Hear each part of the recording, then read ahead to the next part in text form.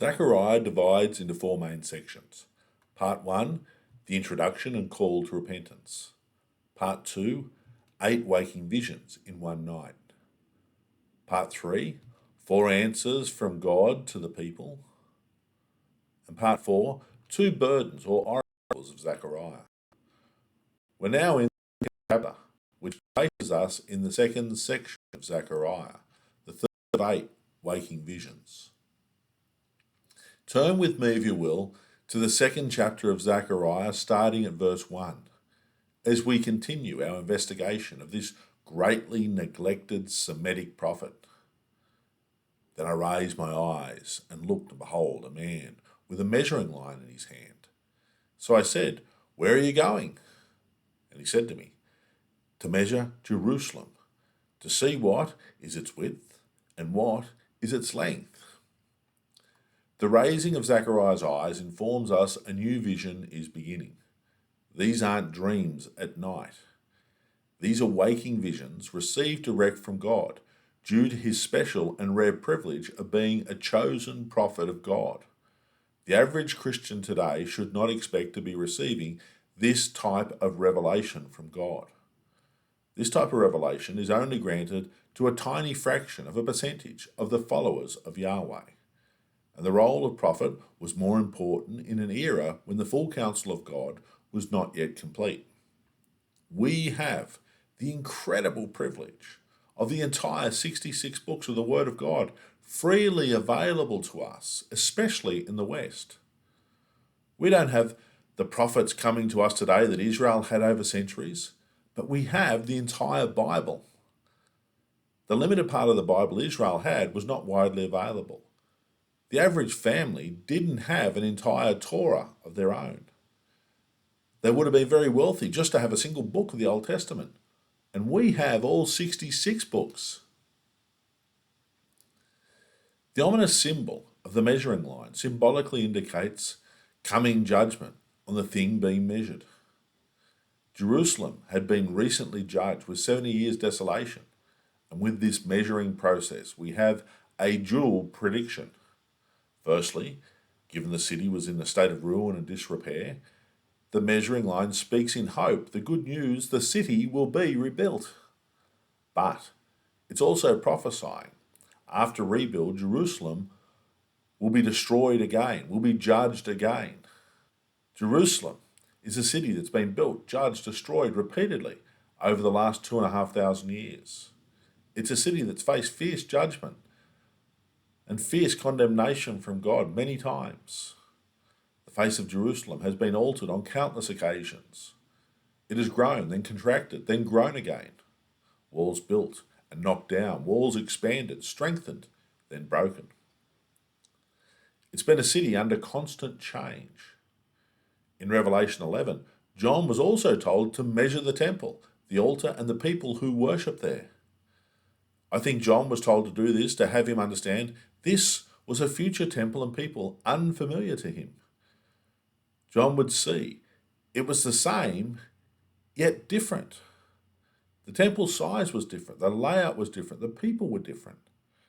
The temple John was told to measure was the Great Tribulation temple to be built in our future and judged in our future. Then if we look to Ezekiel 40, Ezekiel is given a vision of Jerusalem's future over 8 or 9 chapters. We hear of another angelic man with a measuring rod. Ezekiel sees the city of Jerusalem. He sees the millennial temple, the temple Jesus will construct after his second coming.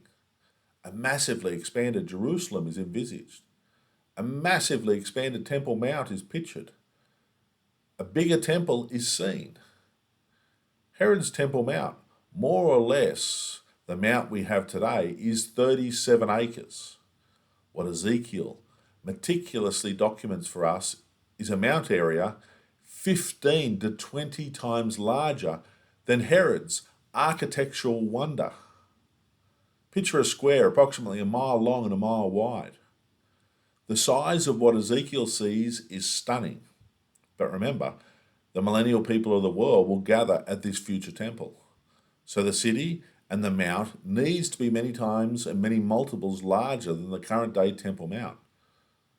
So for comparison purposes, what Zerubbabel built in Zechariah's day was a pale, small reflection of Solomon's building, which was smaller than Herod's temple, which is smaller than Ezekiel's millennial temple. So the temple will be larger. As in the previous diagram, the Temple Mount will be appreciably larger than the current Mount area. Verse 3. And there was the angel who talked with me going out, and another angel was coming out to meet him, who said to him, Run, speak to this young man, saying, Jerusalem shall be inhabited as towns without walls, because of the multitude of men and livestock in it. We learn numerous things from these two verses, including that angels can appear like men. The angel described in these verses was called a man in verse 1. Hebrews 13:2 instructs us, Do not forget to entertain strangers, for by so doing some have unwittingly entertained angels. So when a visitor comes to your Bible study or church, invite them to lunch or dinner. At least offer them a coffee and conversation. As long as it's socially acceptable, go out of your way to make them feel welcome. It's what Jesus expects from his followers. I've visited dozens of churches where people have barely acknowledged my presence. Members, deacons, elders, preachers offer you nothing but a cold shoulder and the oxygen in the air to breathe. Not even a cup of water. So-called Christians don't lift a finger to make a guest in their congregation feel welcomed. No wonder non-Christians have no interest in visiting a church. Churches are very scary places to visit, just cold, uninviting. Christians can and must do better. I've been stunned by the lack of love and warmth I've received in most churches I've visited. We also have demonstrated to us from these verses and others, angels are always busy with one task or another. They're active, diligent, always willing to assist men, efficient with their time and interactions. Run, speak to this young man. Run! Angels are willing and trustworthy servants and messengers of Elohim. We also learn Zechariah was a young man at the time of these 8 visions. Plus, Zechariah is given a critical message. Jerusalem will prosper again. The prophecy given in a day when all seemed hopeless for the city's future. This is often when God is most active, when all seems lost, when people surrender to him, when people cry out to him. But hear this truth. Truly godly people are surrendered to God in good times and bad. Great men and women of God pray to God when things are going well just as often as when things are falling apart. To only come to God when things start falling apart is a good way to ensure things will indeed start falling apart. Defensive town walls are a concept foreign to most of us. But in ancient times, almost all cities had defensive walls. So a town without walls is prophesying of a time when Israel will live in total peace and safety. This prophecy has never been fulfilled.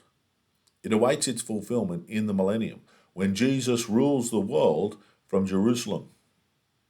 Verse 5, For I, says the Lord, will be a wall of fire all around her, and I will be the glory in her midst. During the millennial reign of Jesus, we'll have the worthy one, the God-man Messiah, sitting on the throne, ruling the world. The captain of our salvation, the Lion of Judah, taking hold of his inheritance. The Shekinah glory of Yahweh returning to the midst of Zion. Jesus will be an absolute dictator, glorious, righteous, just, the bright and morning star. No more government corruption. No more crooked legal systems, where the rich buy innocence and the poor have guilt thrust upon them. No more the wealthy and strong countries bullying the smaller and poorer. Might will no longer be right, only right will be right. As the righteous one will rule, He'll be a protective barrier around Jerusalem in particular, a wall of fire. Impenetrable, far more effective than any man-made wall or defensive system. During this time of the millennial reign of Christ, all the remaining unfulfilled prophecies and promises of God made to Israel and the nations will be fulfilled literally, totally, and completely. There's no need to explain away God's unfulfilled prophecies using the allegorical or spiritualization methods. Nothing but hermeneutic tricks employed by Bible liberals. We have the time of the promised 1,000 years for events to play out exactly as God said they would. God means what he says and says what he means. Up, up, verse 6 says. Up, up, flee from the land of the north, says the Lord, for I have spread you abroad, like the four winds of heaven, says the Lord. Up, Zion, escape, you who dwell with the daughter of Babylon. The Jews had been dispersed across the Medo-Persian world, all four compass points, the four winds. And in this prophecy, we have a call to return to the land of promise. Millions of Jews remained outside the land of promise, and only a few tens of thousands of loyal Jews had returned to Judea.